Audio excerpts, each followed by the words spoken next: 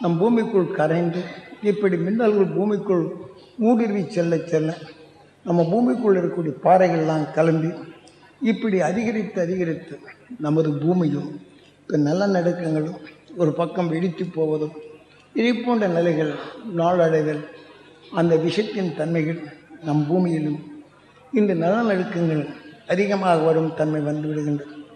அதே சமயத்தில் விஞ்ஞான அறிவால் இந்த மணலை எடுத்து யுரேனியத்தை பிரித்து அணுகுண்டுகளை தயார் செய்து அது வெடிக்க செய்யும் போது அதே மின்னலை பல மடங்கு பல ஆயிரம் மனிதனால் உருவாக்கப்பட்ட இந்த உணர்வுகள் பூமிக்குள் சென்ற பின் வெகு துரிதமாக நமது பூமி கரையும் தன்மை வருகின்றது.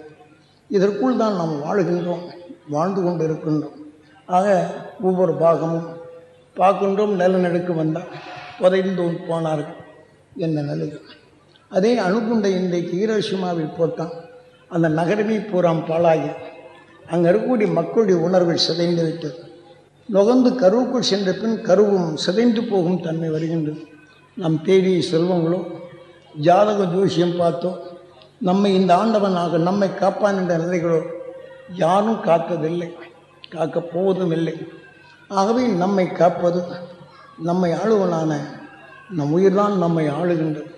நாம் எதை எண்ணுகின்றோமோ உணர்த்துகின்றது, உணர்வை உடலாக்குகின்றது.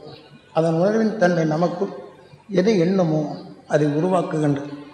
ஆகவே இன்று விஞ்ஞான உலகம் எத்தனையோ கடுமையான நிலையில் போய் 2004 என்றால் நாமெல்லாம் எப்படி இருப்போம் என்ற நிலைகளை சிந்திக்கும் நேரம் கூட இல்லை.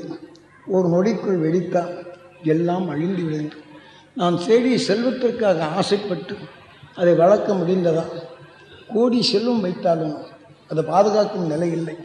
அத்தகைய நிலைகள் உருவாகி கொண்டிருக்கின்ற நேரத்தில் சாமிகிட்ட உபதி வாங்கினா ஒருத்தருக்கு ஒருத்தர் தள்ளுறாங்களே தவிர அது நமக்குள் இந்த தீமையை நீக்கும் அந்த அருசக்தி பெற வேண்டும்.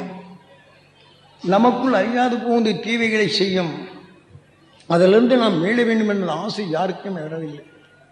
இந்த ஒன்று தள்ளுறாங்க. உபதி கொடுத்தவங்க நினைச்சுறாங்க கையில் கொஞ்சம் கொடுக்கும், நெத்தியில் கொஞ்சம் கொடுக்கும். அது கொடுக்கறதுக்கு முன்னாடி நெத்தி கொடுக்குறாங்க. கொடுக்குறதுக்கு முன்னாடி என்ன செய்யுது? கை கொடுக்கப்போ நான் வாங்குறதில்ல, நெத்தியில் வச்சு ஒரு பாடத்தை வாங்குறேன்.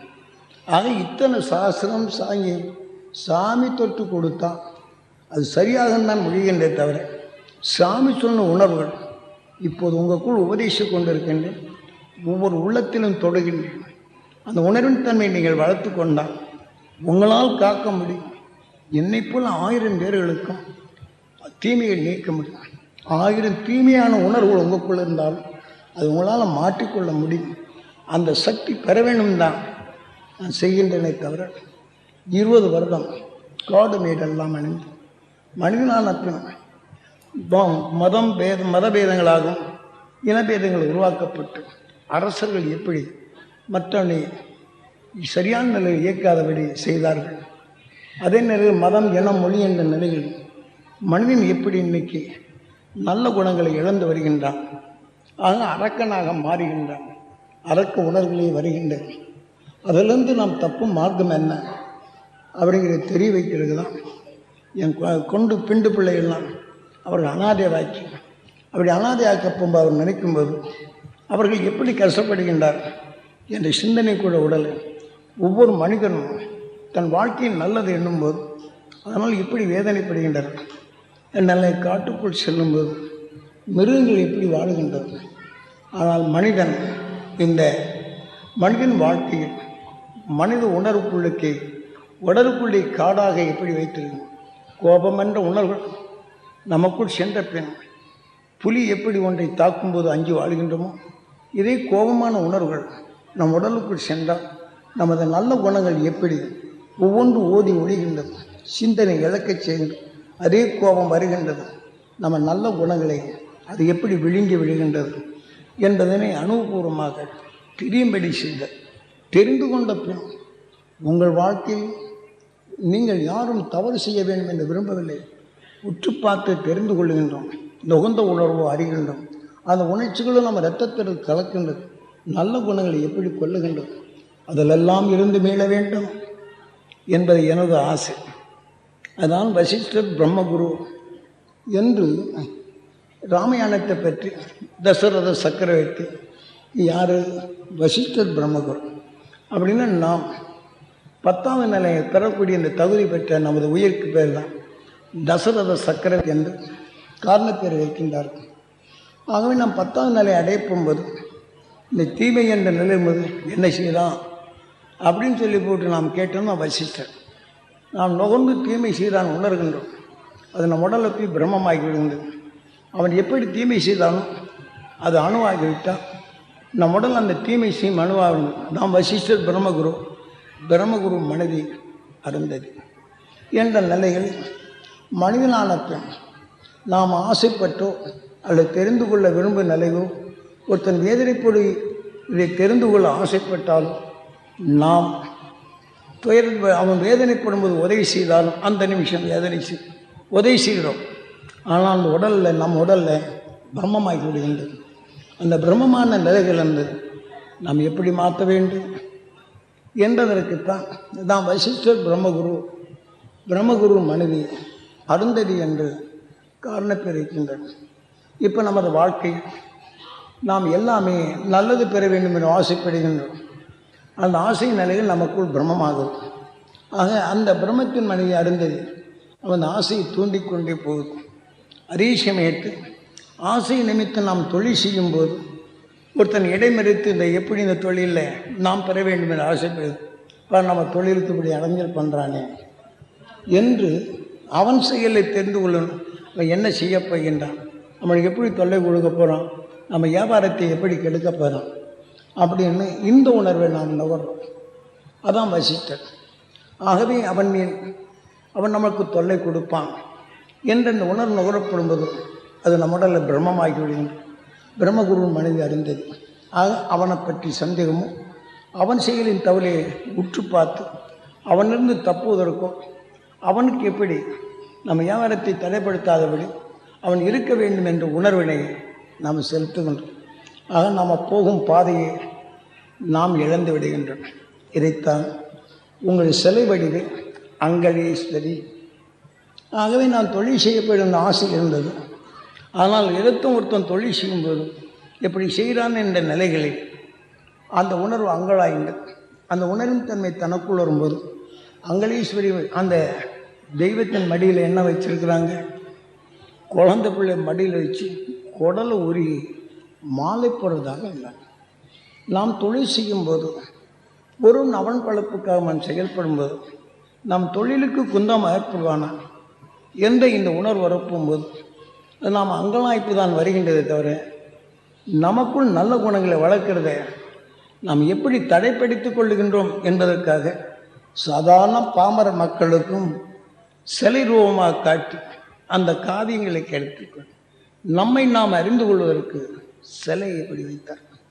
யாரும் இதை சிந்திப்பதற்கு அதற்கு என்ன செய்கிறோம், அங்கலீஸ்வரிக்கு ஆட்டையும் கோழியும் கொடுத்து அது விரும்பிய நிலைகள் கொண்டு மாடோ ஆடோ கொடுத்து என்னை காப்பாற்றுவாங்கிற நிலையில் தான் நாம் போய்கொண்டிருக்கும். இந்த பக்தி மார்க்கத்தில் நாம் அங்கலாய்ந்த உணர்வுகள், நாம் தொழிலில் முன்னேற்றம் அடைய வேண்டும் என்ற உணர்வுகளை நாம் எப்படி எழுந்திருக்கிறோம் அப்படிங்கிற வகையில் அங்கே காட்டுகின்றோம். ஆகவே நமக்குள் நல்ல குணங்களை வளர்க்கும் அந்த குழந்தையை வளராது நாம் எப்படி பழக்கின்றோம், நம் உடலுக்குள் எப்படி மறைமுகமாக நடக்கின்றது என்பது ஞானி கேட்டோம். ஒரு பாமர மக்கள் அறியாத நுகரும் உணர்வுகள் அவன் உடலில் என்ன செய்கின்றது என்பதை காட்டணும். இப்போ நான் சொல்லிட்டு வரேன், நீங்கள் கேட்டு வரேங்க. எனக்கு குருநாதர் என்று இதெல்லாம் வெளிப்படையாக காட்டினார். இதே நிலை உங்களுக்குள் இருக்கும்போது என் குரு அருளை வைத்து தான் நான் பேசுகின்றேன். ஏனென்றால் நீங்கள் யாரும் தவறு செய்யவில்லை. சந்தர்ப்பங்கள் உங்களை எந்த நிலையில் செய்கின்றது என்பதை உங்களை பிரிதோர் உணர்வு உங்களை எப்படி இயக்குகின்ற நிலையை நீங்கள் உணர்ந்து பிரிதோர் தீமைகள் உங்களுக்குள் புகாத தடுப்பதற்குத்தான் நான் பேசிக்கொண்டிருக்கின்றேன். இப்போது அதே ஓம் என்ற பிரணவத்தில் எமது குரு அருளும் காட்சியாக கிடைக்கலாம் உங்களுடைய அதிர்ஷ்டம். ஏனென்றால் என்னை காடு மேடெல்லாம் அழியச் செய்து இந்த உண்மையின் உணர்வினை அறியும்படி செய்தார். என்றால் அந்த விஞ்ஞான உலகில் நாம் எவ்வளோ பெரிய செல்வந்தராக இருந்தாலும் நாம் இந்த உடலையும் காக்க முடிவதில்லை, செல்வத்தையும் காக்க முடிவதில்லை. அழியா செல்வத்தை ஆன உயிர், அழியா செல்வமான அறிவு, ஆறாவது அறிவு, இதை உயிருடன் ஒன்றி ஒளியாக்கிவிட்டான். இந்த உடலுக்கு பின் உடல் இல்லை, உயிரோடு சேர்த்து ஒளியின் உடலாக மாறிய அகசின் உணர்வை குரு எனக் காட்டி அருள் வழிகொண்டு உங்களுக்குள் இது பதிவாக்கி இந்த நினைவு உங்களை காக்கவே சாமி செய்வார் என்ற நிலைக்கு மாறாக உபதேசித்த உணர்வை நீங்கள் பதிவு செய்து கொண்டால் சந்தர்ப்பம் வரும்போதெல்லாம் அந்த துரு நட்சத்திரத்தை எண்ணும்போது அந்த அருள் உணர்வு உங்களுக்குள் இயக்கி நமக்குள் உங்களுக்குள் அந்த தீமை புகாது தடுத்து கொள்ளும் அந்த சக்தி பெற வேண்டும் என்பதான் நான் இதை செய்கின்றேன். ஏன்னா 20 வருடம் அனுபவப்பட்டேன். இந்த அம்மா வீட்டுக்கு போயிருக்கும்போது பார்த்தோம்னா எத்தனை இருக்குங்கிற வகையிலே தெரியும். இங்கே தபோவனம் அறுக்க போகும்போது அங்கேருந்து சோத்தை தலையில் சமணத்து இருக்கும், இங்கே ஆரம்பிக்குவோம். அதனால் அதற்கு முன்னாடி வரும்போது அவள் வீட்டில் இருக்கும்போது எப்படி இருந்தது, உலகம் எப்படி இருந்தது, இதுகளெல்லாம் ஒவ்வொரு அனுபவத்தில் தெரிந்து கொண்டு அது ஒரு தாய் பாசம். யாராவது கஷ்டப்பட்டால் அதை தேடி வந்து கொடுக்கும். அதாவது யாருக்குனாலும் சரி, நம்ம சாமியாருக்காண்டி இல்லை, சாமி வந்தார் அவருக்கு நம்ம உதவி செய்யலான்னு இந்த மாதிரி வரும். இதுதான் அந்த அம்மா செய்யுமே தவிர ஏன்ட்ட ஆசைப்பட்டு அது வேணும் இது வேணும் கேட்டதே இல்லை, என்றைக்குமே கேட்டது. சாமி சாப்பிட்டீங்களா, இதான் வசதி இருந்ததா இல்லையான்னு கேட்கும். அதே சமயத்தில் அந்த அம்மாட்ட ஒரு குணம் என்னன்னு கேட்டிங்கன்னா, வீட்லேயோ பையன்களுக்கோ ஏதாவது வந்துருச்சுன்னா அந்த அம்மா என்ன செய்யும் அப்படின்னு சொன்னால், நாம் சொன்னது போல் அவங்க நல்ல புத்தி வரணும், நல்ல புத்தி வந்துடும். இதைத்தான் நான் அந்த மாதிரி சொல்கிறேன். இதே போல் சில தாய்மார்களும் இதே போல் சந்தர்ப்பத்தால் எடுத்துக்கொள்ளக்கூடிய நிலை. இதே சமயத்தில் நானும் எமயமலையில் இருக்கிறேன், ரொம்ப அவசரப்பட்டுக்கிட்டு இருக்கிறேன். இவங்க வீட்டுக்கு வந்துட்டு தான் போய்கிட்டு இருக்கிறேன். அப்போ என்ன செய்கிறாங்க, இவங்க தொழிலில் முன்னேற்றம் அடைகிறாங்கன்ட்டு இதில் சந்தையில் என்ன செய்கிறாங்க, உட்கார்ந்த இடத்துல டயத்துகள் எழுதி வச்சுருக்காங்க. போய் சந்தைக்கு போகணும்னாலே கட்டி விட்டு போகிறாங்க. இந்த மாதிரி ஒத்த மாட்டை வச்சு கறந்துக்கிட்டு இருக்கு, அந்த பால் மாடும் கறக்க விடாதபடி. அப்போ நான் எமயமலையில் இருக்கிறேன். இப்போ எண்ணுது, நாம் சொன்னது அது போல் எண்ணி இருக்க போகும்போது அந்த தாய்க்கும் போகுது, சொல்கிறத தாச்சுங்க. அப்புறம் அதே உணர்வுகள் இவங்க வீட்டில் இருந்தது அதனுடைய எண்ணங்கள் வர போகும்போது வீட்டில் இவங்க எங்கெங்கெல்லாம் பயிற்சி வச்சாங்களோ அதெல்லாம் வெளியே போகுது. அப்புறம் அவர் சந்தையில் போய் மார்க்கெட்டுக்கு போகிறார், நல்ல நிலையில் இருக்கிறாங்க. காரணம், அவங்க செய்த எனக்கு இப்போ தீங்கி செய்தான்னு சொல்லலை, இப்போ சாமி சொன்ன அருள் இங்கே நடக்கணும். நம்ம உறுதி கொண்டது இந்த முன்னாடி இருக்குது எந்த சின்ன நமக்காக. ஆமாம்மா நில்லுங்க. இந்த தபோவனம் வரும்போது தலையில் சமந்து கொண்டு கொடுத்தோமா இந்த மாதிரி தான். ரெண்டாவது நாம் சொன்னதை கடைபிடித்து அந்த குழந்தைகளும் குடும்பத்தையும் காப்பாற்றி வந்தால் அந்த மாதிரி தான். ஏன்னா இதெல்லாம் நான் சுற்றுப்பயணம் வரப்போகும்போது அனுபவ ரீதியில் வரப்போகும்போது பெண்களிலும் இப்படி இருக்கிறாங்க அப்படிங்கிற நிலையில் கொண்டு உட்கார்ந்துங்க. எல்லாம் காரணம் என்னன்னு கேட்டிங்கன்னா, ஒவ்வொருத்தரும் அந்தம்மா பட்ட இம்சைகள் கொஞ்சம் நஞ்சம் அல்ல, அவ்வளவு நிலைகளையும் இந்த கஷ்டத்தை பற்றி நினைக்கிறது. ஆனால் பிறருக்கு தர்மம் செய்யும். ஆனால் அவங்களுக்கு எப்படி என்ன செய்யணும் அப்படிங்கிற நாம் சொன்ன நிலைகளை கடைபிடிக்கும். அந்த கடைபிடித்த நிலையில் என்ன செய்யுது, எல்லாவற்றையும் வென்று வந்து இன்றைக்கி எவ்வளோ கஷ்டம் வந்தாலும் அந்த மட்டும் முகத்தில் மட்டும் கலக்கத்தை பார்க்க முடியாது. அந்த அளவுக்கு அவனுடைய செயல்கள். ஏன்னா பெண்கள் ஒவ்வொரு குடும்பங்களையும் இப்போ உபதேசித்த உணர்வுகளை நீ சரியான முறையில் பின்பற்றினால் அதன் உணர்வுகள் அந்த குடும்பத்தையும் காக்கும். அந்த அணுசக்தி கிடைப்பதற்குத்தான் உங்களுக்குள் இப்போ பதிவாக கொஞ்சம் காப்பி.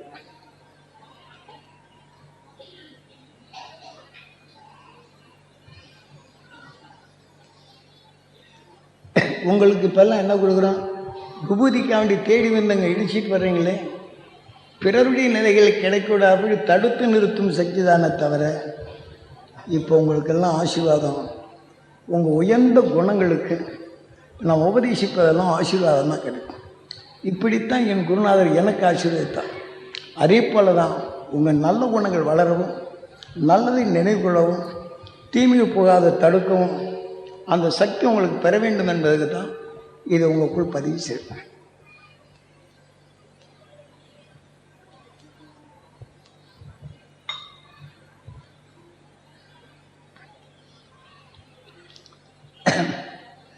அதனால் இப்போ நான் பேசிட்டு வரேன்னா நான் பேசுகிறேன்னு நினைக்க வேண்டாம். என்னை குருநாதர் எப்படி அங்கே கற்பிக்கும் போது காடு மேடெல்லாம் அலைய செய்து, நகரங்களில் அலைய செய்து, இயற்கை உண்மையை அறிய செய்து, அந்த அறிவை எனக்குள் பதிவாக்கி நினைக்கொண்டு இதை